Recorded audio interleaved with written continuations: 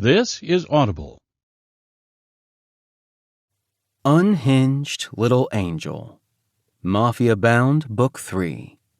Written by K.M. Newhold. Performed by Nick J. Russo and Declan Winters.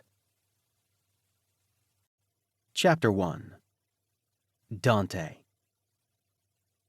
The smell of weed and cigarettes clings to my skin and lingers on the back of my tongue, my lungs burning and a cough tickling my throat as I pass through a cloud of smoke hanging heavily in the dressing room. The row of mirrors hanging on the yellowed wall are all clouded with years of smoky buildup and smudges of makeup, hazily reflecting the countertops lined with spilled vials of glitter and white powder directly beneath them.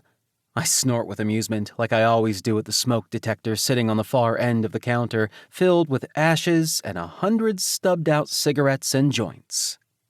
"You gonna show the rest of us up with a fancy new routine again tonight?" Lucifer's reflection meets my gaze in the mirror as he runs his fingers through the long locks of his dyed auburn hair, making sure they'll spill over his broad shoulders just right when he struts out onto the stage a little later. A wicked grin spreads over my lips, flashing entirely too many teeth for it to be mistaken for anything friendly. Maybe it would be easier to make friends if I didn't take so much pleasure in intimidating and outperforming the rest of the dancers, but where would the fun be in that? Aw, I'll try to leave them with some cash in their wallets for you, baby. I wink, bending down to adjust the lace on the heels that climb all the way up my calves, ending below my knees. "We're more worried about you leaving a few fingers unbroken so they can pull their wallets out for us," Damnation mutters, sticking a neatly rolled joint between his crimson lips and lighting it. Well, no promises on that one. I straighten back up, tugging my leather vest and tight red shorts into their proper places again. Noisy chatter and laughter from the other dancers blends with the thump of hypnotic music coming from the front of house. An eager tremor works its way through my muscles. When I used to dream of being on stage, dancing under the glare of hot lights with hundreds of people watching in rapture and awe, being the lead attraction at Wild wasn't what I had in mind. But my body doesn't know the difference, doesn't care that everyone out there is salivating to see my ass, not my adagio. I hear my cue and everything else fades away. The music pulses through me as I push the curtain aside and step out onto the stage that might as well have been built for me alone.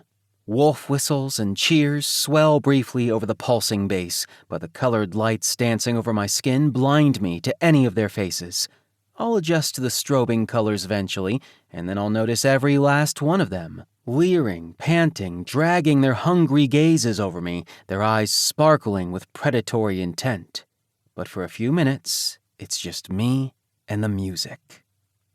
The song I chose starts with a slow, sultry rhythm. I roll my hips to the beat of it, letting it stroke over my skin and seduce me the way no other person has ever truly managed. I grip the pole with one hand and artfully fall into the move, finding a fluidity that feels more natural than breathing and swinging my legs up to wrap around it.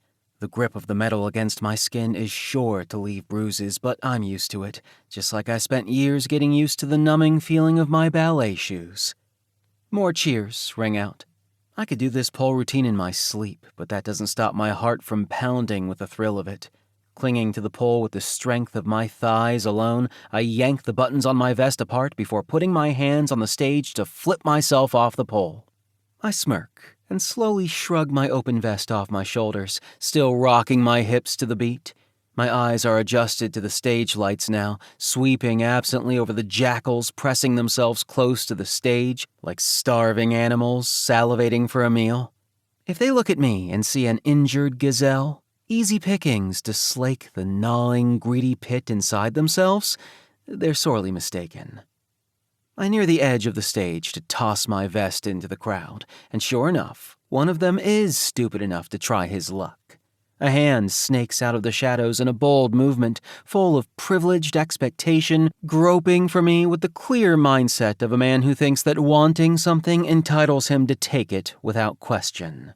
I don't hesitate for a second, a thrill even more heady than the one I felt before stepping on stage rushing through me as I bring the sharp point of my heel down, pinning the hand to the stage with unrepentant force. The men around him back up quickly, some trading knowing looks. Clearly, these naughty boys didn't warn their friend what happens when they don't follow the rules at Wild. With my weight still pressed into my heel, I crouched down and looked directly into the eyes of the man who dared to try to touch me. "You have trouble reading, sweetie?" I purr. His eyes dart to the side, looking for help from his entourage and finding none. He swallows hard and shakes his head quickly, not daring to move any more than that. "Perfect," I coo sweetly. "Then make sure you have one more quick read of the no-touching signs plastered all over the club. If you get tripped up on any of the big words like no, just let me know, and I'll be happy to go over it with you." I grind my heel down harder one last time, savoring the choked gasp he keeps clenched behind his teeth before I stand back up and move my foot. He retracts his hand even faster than he reached for me and melts into the shadows again. I'm sure I'll have to hear another lecture from Cyrus, the manager, before the end of my shift tonight. It'll be some bullshit about people paying to see friendly strippers, not to get their hands broken. If that were true, though, I wouldn't be the most popular dancer here. They want me to put them in their places. If they didn't, would crumpled bills be flooding the stage now? I continue my dance, gathering up the cash as I go and tucking